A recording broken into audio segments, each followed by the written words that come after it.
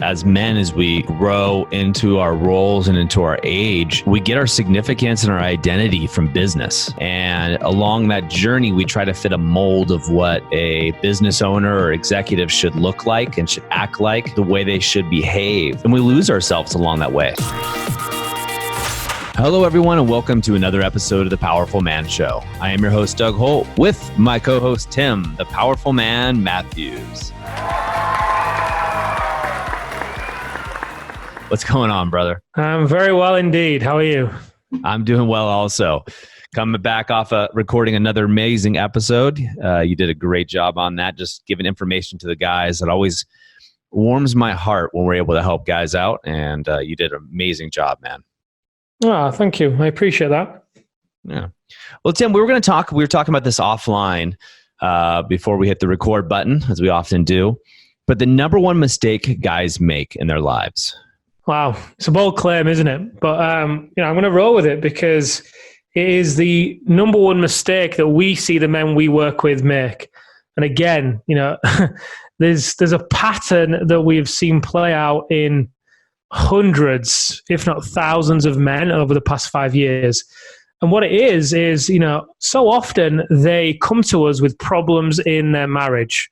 They're either about to get divorced or they can't switch off and they're constantly arguing with the wife, and the wife then doesn't want to have sex with them. They're then either looking at other women or looking at porn or, whatever it is, they're sedating with alcohol. And then this bleeds into their business as well. They start to then lose drive and passion for the business. And they think that the problem is the relationship. The problem is the marriage. And they then obviously want to get tactics and strategies on what they can do to take it straight to the marriage and fix it. Or they think the problem is in the work-life balance. They're working long hours, so the solution must be to, hire more staff or make more sales or delegate better or whatever it is.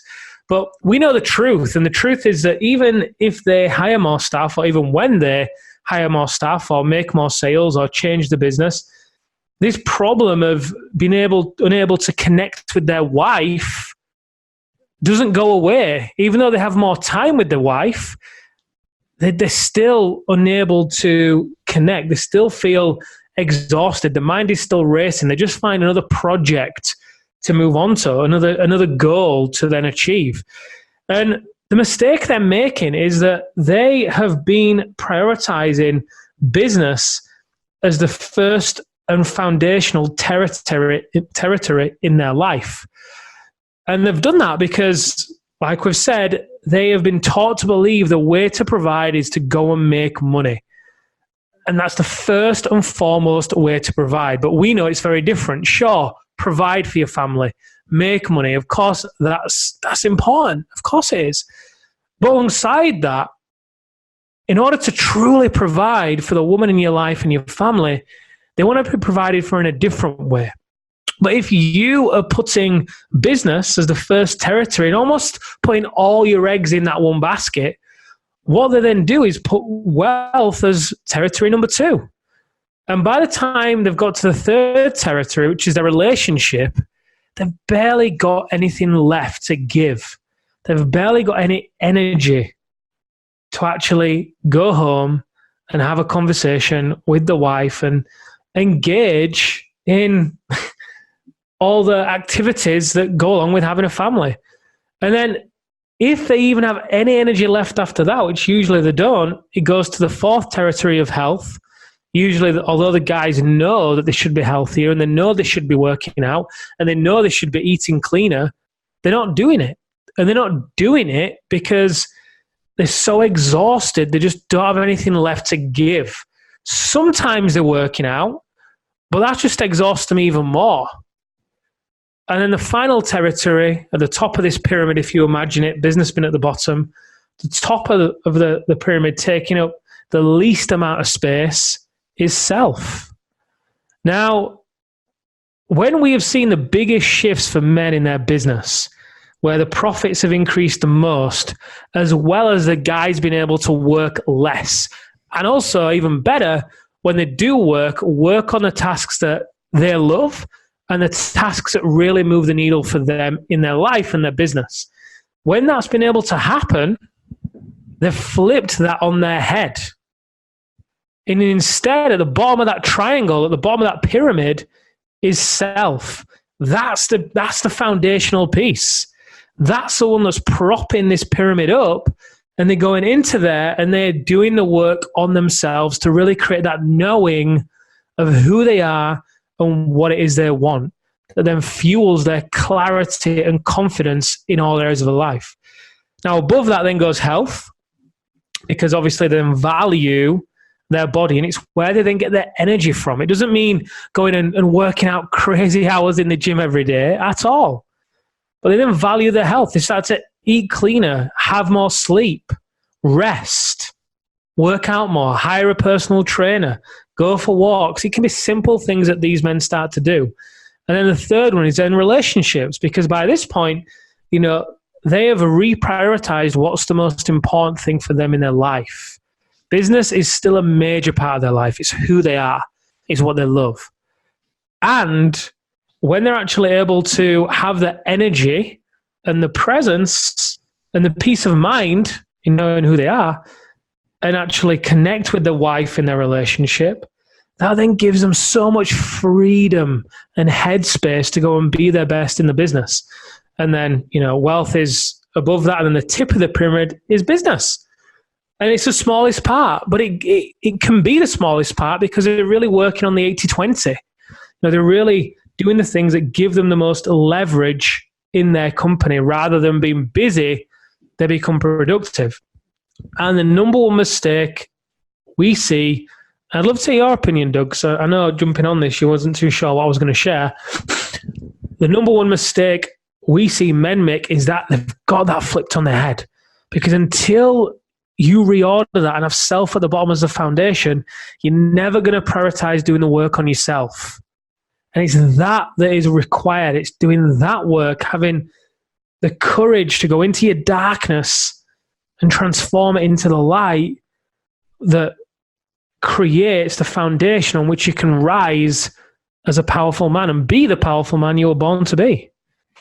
It's so true, Tim. We see it time and time again. I think what happens a lot of times is as men, as we grow into our roles and into our age, we get our significance and our identity from business, right? Or at least we think we do. And along that journey, we try to fit a mold of what a business owner or executive should look like and should act like, and the way they should behave.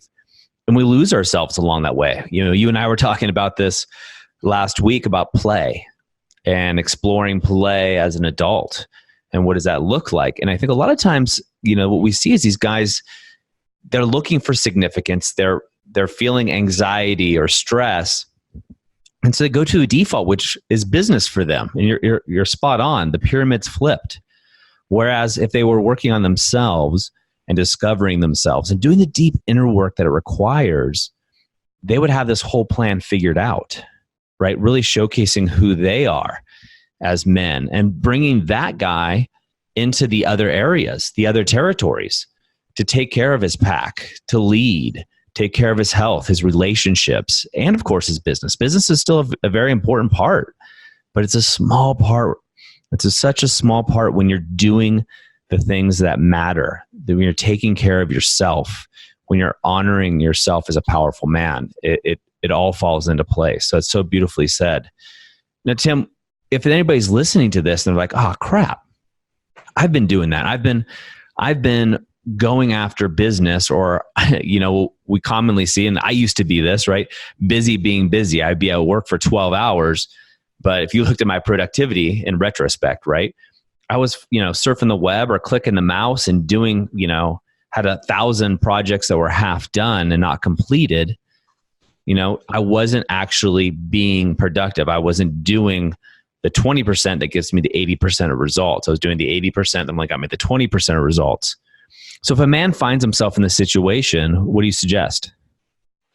First of all, recognize that it's okay. When I I think the reason why you and I gelled so well, Doug, is because we both discovered this separately.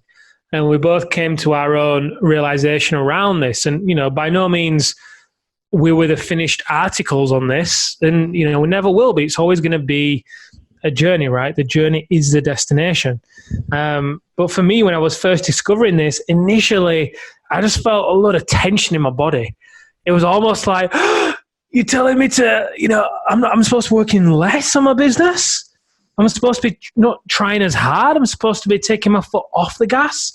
Well, I've got bills to pay. I've got goals I want to achieve. And it's the classic situation whereby if you are feeling that in your body, then that's a clear sign that something's got to change. Hey guys, it's time to get real. Do you feel bored, burnout, or broken? Discover the system that over 300 businessmen are using to let go of the grind, find inner peace, and unlock near unlimited personal power so they can have more time, more intimacy, and better sex while living a life they love without stressing about work or feeling like a fraud. Go over to thepowerfulman.com/freedom right now and discover the insights that you need to get started. All right, let's get back to the episode.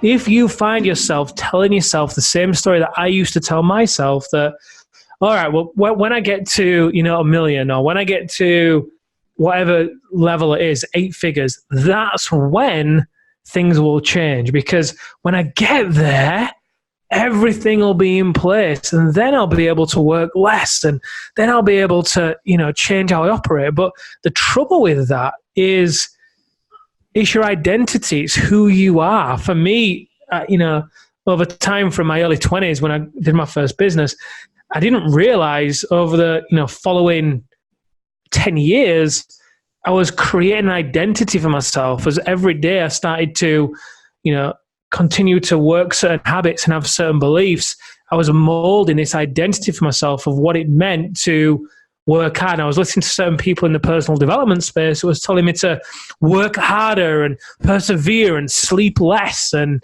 all you've got to do is push through and keep going. And, the thing is, I didn't need motivation. I already had tons of motivation. And what I required back then was a better insight, because the perseverance and the pushing harder was just getting me more of what I already had. Sure, I was making progress. I used to look at these people that had these exponential jumps and think, how the hell have you done that? Like, what have you done differently to what I'm doing? Like, is it a different strategy? And I used to invest so much time and energy and money into mastering the external, the sales strategies, the hiring of staff, the marketing, the systems. And what I came to realize was the one thing that I wasn't ever really investing in was me. I mean, I listened to tons of audiobooks. Everywhere I drove, I had Tony Robbins playing in the car. I was then, watching lots of inspirational things. I was plugged in, let's say.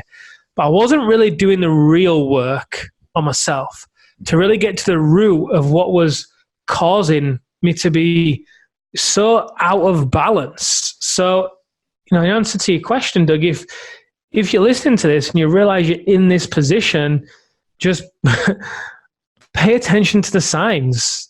We have, and look for evidence as well. I would have loved to, back then, have been able to look for people who have achieved what I want, like grown their business and done it in a balanced way. And unfortunately for you guys, if you head over to thepowerfulman.com/freedom, there's like 10 case studies on there of men that have been able to do it. Now, whether or not you even do anything, take any action from that page, just go there and look at those case studies, digest what those men are saying, because these are men that are all business owners, all entrepreneurs of high 6, 7, and 8 figure businesses who have moved out of that place that you might be in and that I definitely was in, and have created a new life for themselves, and their businesses have grown and their relationships have improved, and they're shedding tens of pounds of body fat, and stress has gone down, profits have gone up, everything. And if I would have had, visibility back then on people that had done it, because I was kind of flying blind. I knew there was an easier way. I just was like, this cannot be how it's meant to be. Surely this is really what it's meant to be like, having your own business, grinding it out like this. This is really what the dream is. No, come on. There must be a better way. And I think the epiphany for you, Doug, I'm just, speak for you right now, since I'm on a roll. I think the epiphany for you was really working with a lot of those high-level people in the gym in Santa Barbara, all these people that, by society's definition, and most everybody else's, had it all, had the success. But then, one guy said to you, do you know what, Doug? I don't have what you have, and that's happiness and freedom. And right then and there, you then made a decision to prioritize and design your life. It was very similar for me as well. I had a very similar experience. So, I think if I would have had role models back then, beacons of light that I could turn to and look at, and these guys on the page, powerfulman.com/freedom. If you're in the community, in the Facebook community, these guys are in there. Go into the members tab, search their name, and reach out to them. Ask them questions, or post a question in the group. Tag them in it. Ask them how they did it. Every Friday, in fact, we interview one of them, how he did it. And the whole purpose of that is to dive into the shifts in mindset that these men have had to make to be able to completely change how they operate. So solid, such solid advice. And I love that old acronym, that not acronym, but saying that success leaves clues. And that's something I've noticed throughout my life, Tim. You just mentioned it there.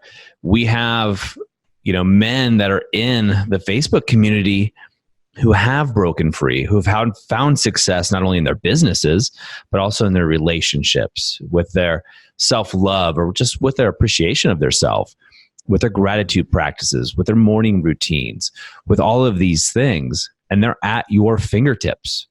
Success does leave clues. You just need to know where to look. So I do encourage you guys, like Tim said, to go over there and reach out to these guys. They're extremely approachable. These are great, great men. And they're very open. Like they've had questions. They've wondered, hey, what is this? Or had their doubts and things of that nature. And they're not salespeople first. They run their own companies. They do their own thing. They have their families. They're busy guys, right? But ask them questions. Ask Tim. Ask myself. Ask some of the other coaches. Ask people that have been down the path ahead of you where you want to go, and ask them the real questions. Don't ask them just, hey, how's it going type questions, the fluff. Get to the real source of the matter. What is it that's really perplexing you? What is the real issue that you're having? So you guys, you want to make sure you're solving the right problem, whether it be in business, whether it be in your personal life. Make sure the problem that you're attempting to solve, if you're trying to solve a problem, is the right one. And that all starts by asking the right questions. Tim, what else would you recommend that these guys could do? What else would I recommend? Take inventory. I mean, look at your life. You're aware of the 5 territories. I'll just, again, quickly, you've got self, health, wealth, relationships, and business. Bring up your calendar. Let's say you use Google Calendar. Have a look at it. And why don't you just have a look at how much time you're dedicating in your calendar to each of those 5 areas? And that's going to tell you a lot about your trajectory. It's going to tell you a lot about the level of enjoyment and fulfillment you're actually going to experience in your life.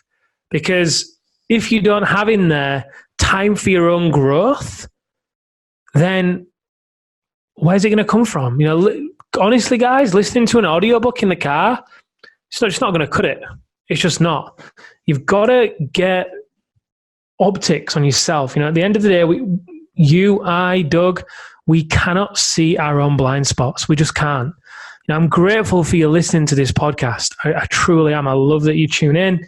And at the same time, if you are expecting to take everything from this podcast and it completely shifts the trajectory of your life, I hate to burst the bubble, but I don't think that's going to happen. I think you can take some of these things and you'll see some results for sure. That's a real possibility. But if you are wanting that quantum leap, that shift that you know is possible, you've got to get some coaching. You just have. And regardless of whether it's from us or, whoever, one of the biggest shifts for me was when I first got my coach and I started to understand, my first ever coach, and I started to understand what was actually going on for me, why I was making it so hard, what I was actually telling myself. So get optics, understand how much time you're investing into those 5 territories, and get help. You've got to get help, and make sure that help, that coaching is from somebody who has gone before you. Not somebody who is beside you, or a coach that, claims to be able to help you, become the powerful man you want to be, let's say, but really, is living very differently to that. Ask them the questions. Be real. Ask them what they've got going on. What's their, lifestyle like? Success leaves clues, like Doug was saying. Whatever you do, just don't suffer in silence, hoping that one day it's going to change, because you deserve that quantum leap. You truly, truly do. And just imagine the ripple effect in your family, in your community, in your business, when you choose to take that risk and go for it. And it's never as scary as it seems. Great advice. Guys, you're not alone. Go over to thepowerfulman.com/freedom if you haven't already. Take action. Look at those case studies. Find those guys that are out there and ask the right questions. That's it for us today, and we'll see you on the next episode of The Powerful Man Show.